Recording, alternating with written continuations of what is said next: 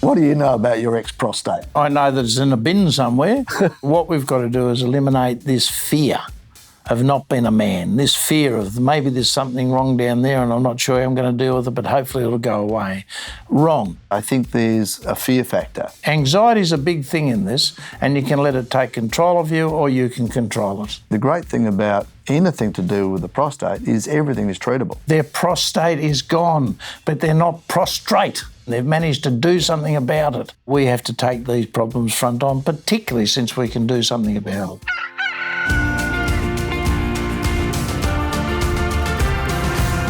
G'day. We're here to discuss a problem that we don't think should be as much a problem as it is. It's called prostate cancer. If treated properly and readily, it can make a difference. My name is Richard Gorman, aka Dick Gorman, and this is my partner in crime, Dr. Stephen Van Mill, who's actually a veterinary surgeon rather than a doctor, but we all know how hard it is to get a doctor these days. So we're here today because we think that too much is getting out there that may be a little bit incorrect, and not only that, people aren't acting as they should when they see some symptoms of prostate cancer. I was having dinner with a friend of mine a couple of weeks ago, and he mentioned, where a fellow's name came up who was a doctor, and he said, he died a couple of months ago. And I said, really, what happened? He said, well, he had prostate cancer and he died. It got into his bones, but he had the symptoms for 2 years before it got into his bones, and he didn't act. Now, if a doctor's not doing what he knows he should be doing, that's crazy stuff. So, well, it's scary that if a doctor's not following his own symptoms and advice, it means for mainstream blokes like you and I, it's even harder. It's even harder. Well, for some, after the operation, it's not harder at all. But the point, we'll get to that. We'll get to that, because the point is that there's a fear. Yeah. Men have a fear of anything in the nether regions is out of touch, you can't go there, out of bounds. And particularly the certain ethnicities, and some of my clients have said that their fathers or brothers have died, and it's almost like a sign of weakness. They won't get checked up. So at that time you're going to funerals and their extended families and saying, he had prostate cancer and he didn't treat it. And then they're now going to the same funerals and saying, he had prostate cancer, but you can treat it. So everybody's getting the message a little bit, but albeit a little bit too late. And I think there's a couple of factors there, Dick. I think as men, we're hardwired to be tough, and to just suck things up and get through it. And sometimes that, is based on ignorance, which is unfortunate. And you're right. Yeah, I think there's a fear factor. So I think, men fear that if there's a problem, downstairs, it's something they don't want to know about. And if they do treat it, it might make them less of a man. And that's just simply not true. So men, it is a problem.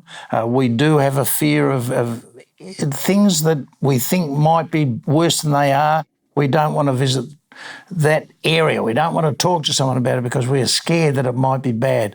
Just because you've got a prostate problem, it doesn't mean you've got cancer, but it does mean you have to have it checked out. That's it. And if you do that, it's going to make a huge difference to the rest of your life, your family and your friends.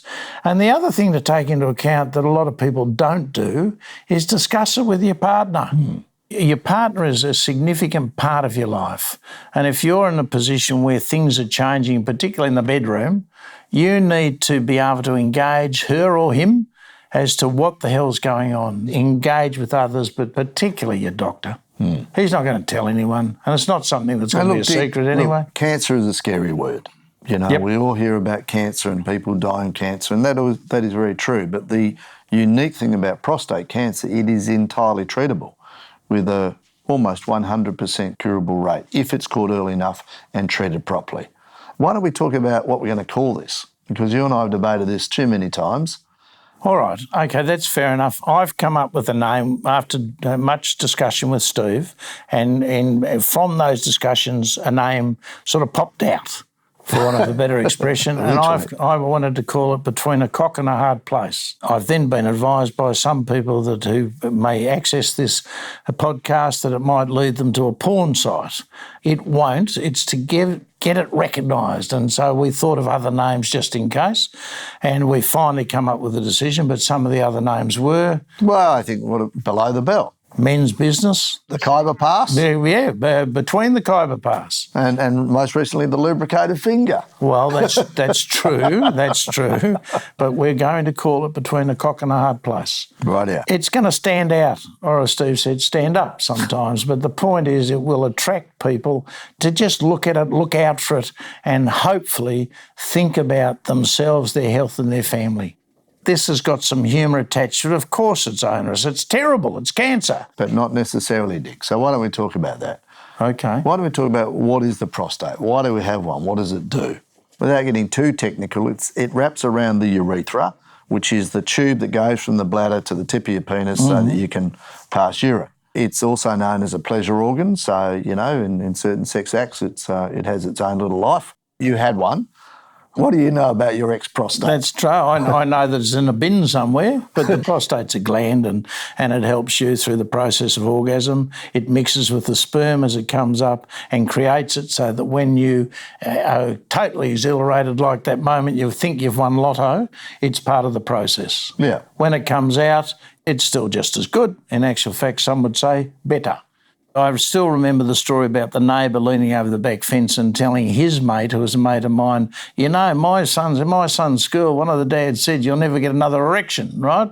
And in some instances, that's true. And I have some friends of mine who've had their prostate out and they can't, but they're happy. They're seeing their kids grow up. They're still getting a bet on. They're going to the footy. They're doing their job in some instances, but they're still alive. Their prostate is gone, but they're not prostrate.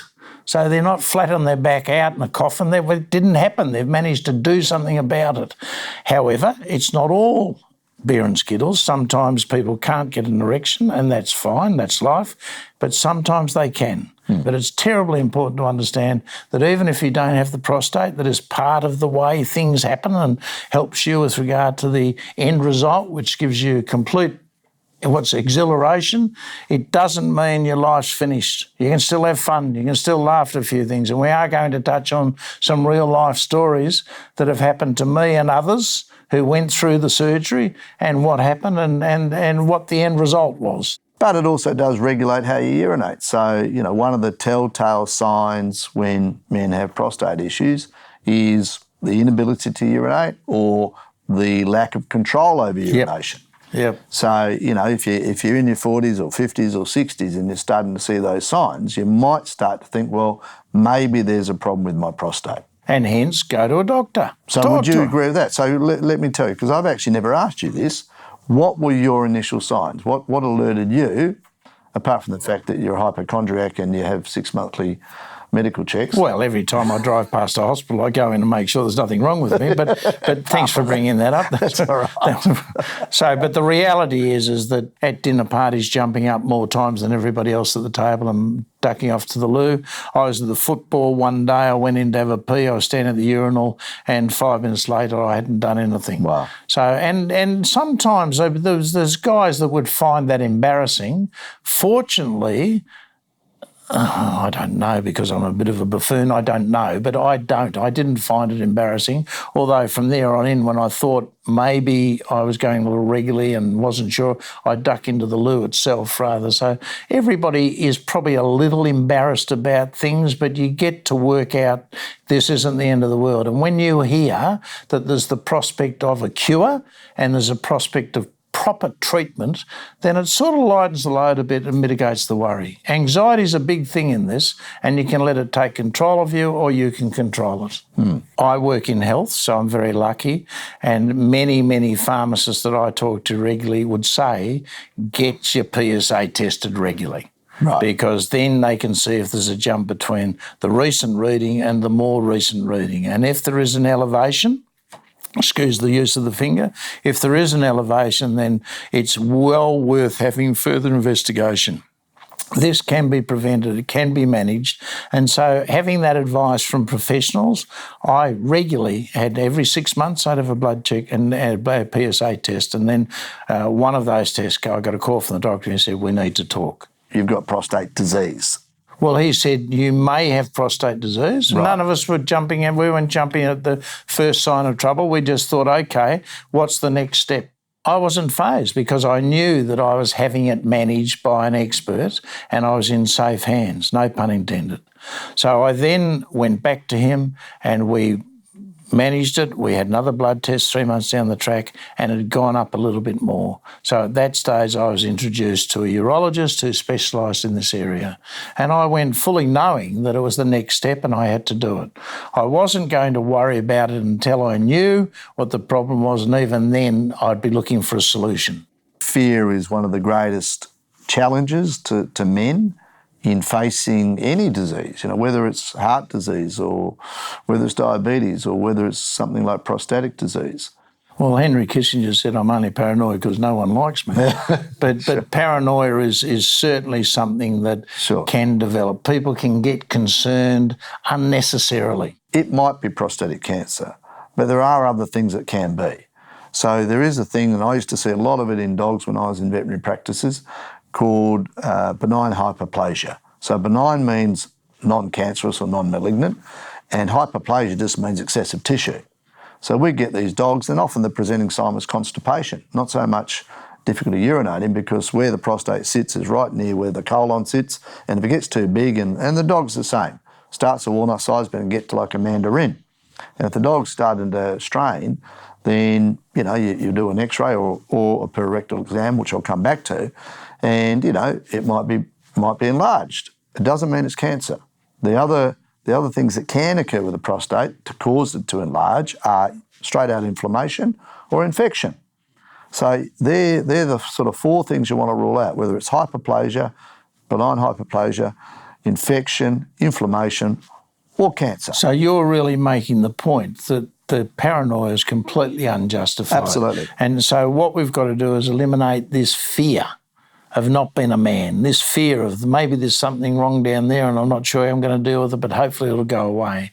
Wrong. Doesn't work like that. Men have to understand that we have to take these problems front on, particularly since we can do something about it. Well, albeit as a medical practitioner, albeit non-human animals, it's the same. It's the same principles. What you've got to get first is a diagnosis. Once you've got a diagnosis, then you can talk about your treatment plans.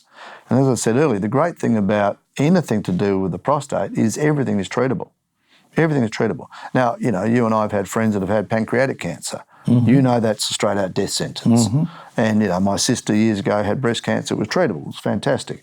I've lost friends through brain tumours. So, there's cancers, there's better cancers, and there's bad cancers. And prostate is luckily one of those ones that's actually a good cancer. The reason why we are going to align this presentation today with some humour is because we're of the opinion that it's not getting through. It's not, for some reason, it's not breaking through. Men just aren't getting it. Yep. And I'm hearing too often now, because I work within health, mind you, it's from a finance perspective, but I'm dealing with health professionals all the time, and prostate cancer is everywhere. Yeah. And so if we can get people to lighten up a bit, to realise, they've got prostate cancer. Yes, it's near my testicles. Yes, it's going to something I don't normally talk about as my penis, but it's there. How do we deal with it? Manage it. See a doctor. Take it easy. It's not the end of the world. You might be able to see it from where you're standing, but at the end of the day, it can be treated. So the name's there, hopefully people recognise it, and we can then talk about, we'll enter into some stories that personally affected me and others, and then we'll talk about maybe how you should go about treating it. Next time we catch up, we can talk about what you went through. That's a really, really important message to get out there. But also we're going to be wearing the same clothes, so everybody's going to know that the next time isn't about 5 minutes. So that's called continuity, Dick. Oh, okay. Okay. The next time we can look forward to it. Righto. See you soon. We hope you got something out of this episode. If you did, chances are you know someone else who will. So let them know about the podcast too. And we'd love it if you rate this on your podcast app. We want to spread this far and wide and hopefully save some lives. Thanks for listening.